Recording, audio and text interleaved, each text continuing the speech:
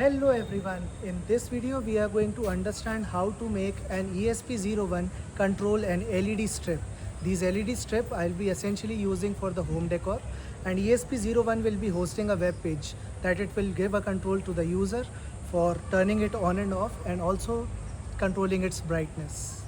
I am again making such kind of a project because one of my friends, that is Hemant, was quite fascinated with how we can control things with the Wi-Fi, and such things can be made at home with the simple DIY stuff.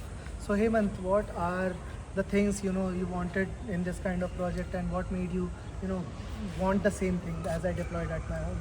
So first, when I saw that Okay.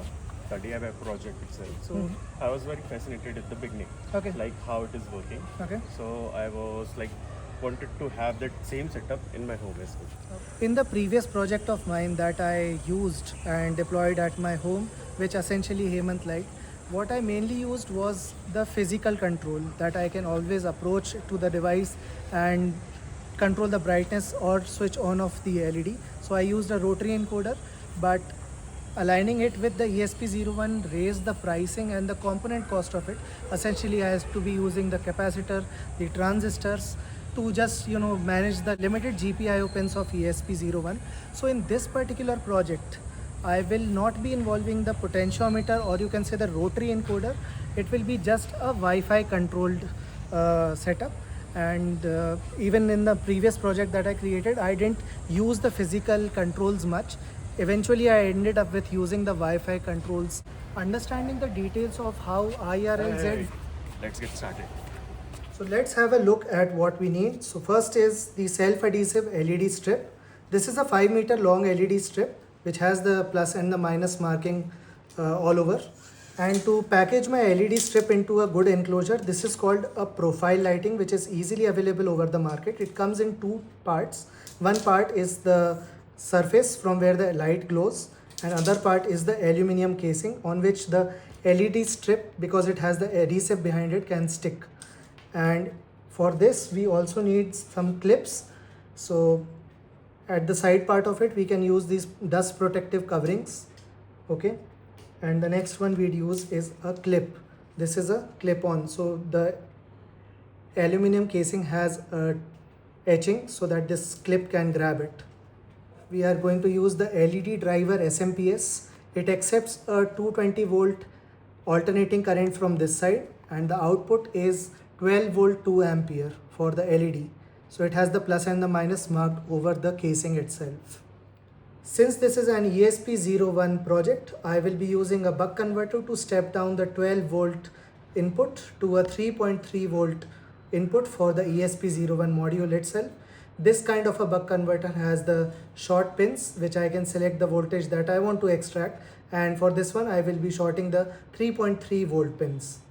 The ESP01 module, which will take responsibility of connecting it with Wi-Fi, hosting a given web page to let us control the brightness and the on-off state of the LED. I am using a PCB mountable female jumper connector to connect with my Zero PCB. Of course, the Zero PCB turns out to be a good choice for this particular DIY project.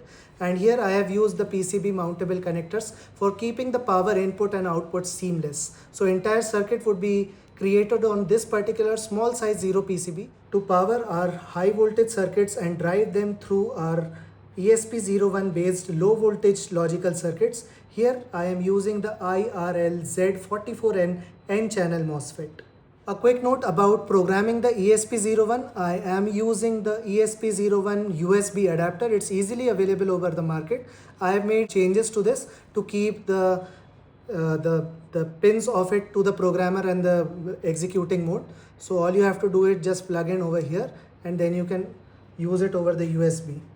If you're not quite sure about how to wire them, and if you are experimenting how the ESP01 would work, the ESP01 is not a breadboard friendly pinout, so it won't work on the normal breadboard. But essentially for this we do have an adapter which makes it slightly breadboard friendly. So always use it with a breadboard like this.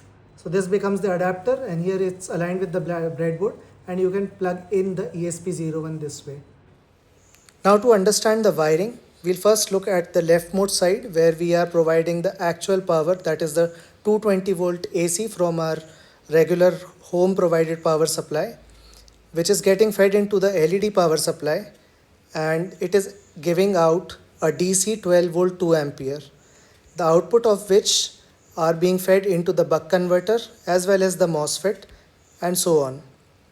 The red path are the connections for the 3.3 volt, or you can say the positive voltage, and the black connections are for the ground, or essentially the minus side of the direct current.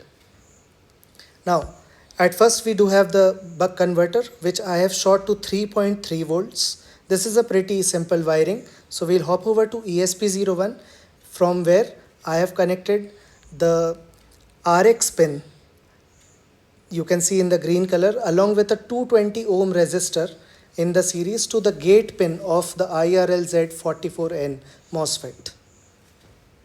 Further, the second pin, that is the drain of the MOSFET, is connected to the LED strip light negative terminal, and the source, that is the pin 3 of the MOSFET, is connected directly to the minus 12 volt side of the power supply unit of the LED.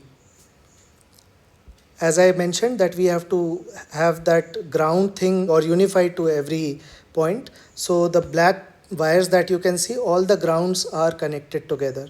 So negative of the input side of the buck converter and the negative of the output side of the buck converter are connected together. The connection of the pin 1 of the MOSFET, that is the gate pin, along with a 10 kilo ohm resistor, which acts as a pull down resistor with the common ground. This will help our MOSFET to not get heated even if the ESP01 gets damaged. So here is how our wiring looks, and let's see how we do it over the circuit now. So now I have soldered all the wires as described in the diagram. You can see from the power supply unit, 12 volt 2 amp feeding into this circuit board which I have created, and obviously for the flexibility we have the ESP01 removable, and here is the port of it. So this is how it looks. The N-channel MOSFET is mapped over here. Its output are at the output side where we will be extracting power for the LED strips. Let's hop over to the programming part of now. Meanwhile, Abhida is working on the code. Let me get the strip LED lights ready for him.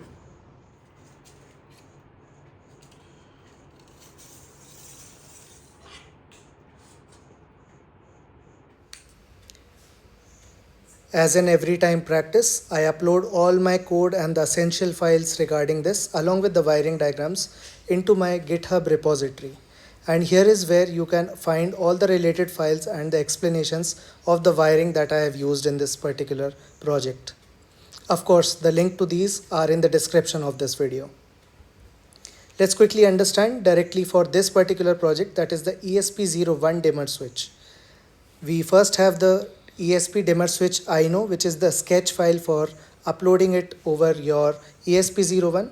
Now, while this code has a whole lot of customizations and everything of hosting the web page and how to handle the toggle of the button, how to turn on and turn off, how to adjust the PWM for adjusting the brightness by driving the MOSFET, you can go through this code all by yourself, or maybe just copy this code and put it over to the AI tool. It will explain you. So I'm not spending a lot of time to explain all this, but we'll quickly hop over to understand the images part of it. In the images, I have given 3 images over here. First, we'll have a quick look at the wiring table so that we understand what all has to be connected where. So this is how you will be mapping all the pins to each other and getting the different modules together. Going back, there are a few hardware tips that I wanted to share.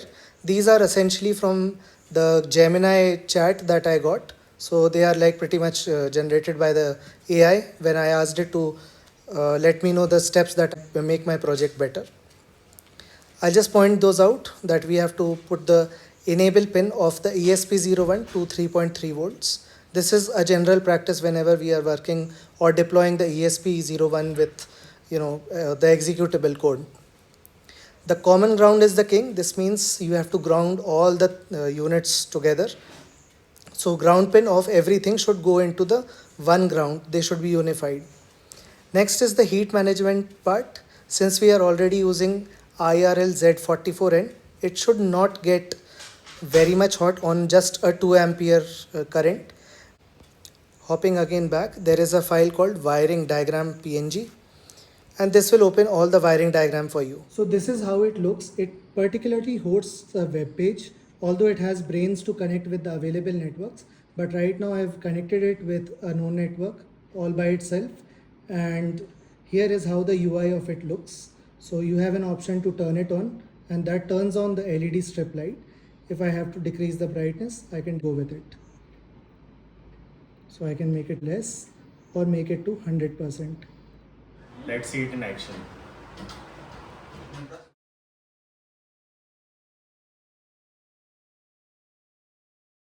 Now that we are done setting this up and installing it over the two LED strips, let's see how it's controlled. So I've already done the process of finding the Wi-Fi network and storing the password of it in the module itself. And we got it to the 192.168.1.17 local IP address. On that, once you open it through your browser, you will get the web page showing up, and so it looks. You can turn on and off using the dedicated button. So this is how it gets turned off, and you can turn it on. You can reduce the brightness of it, so I'll make it to 20% now. So once you turn it to the 0 mark, the button also goes into the turn on mode because the LED strip is actually off. And when you turn on from 0 brightness, it turns off to 50%. You can increase the brightness to 100%, and so would be the effect of it.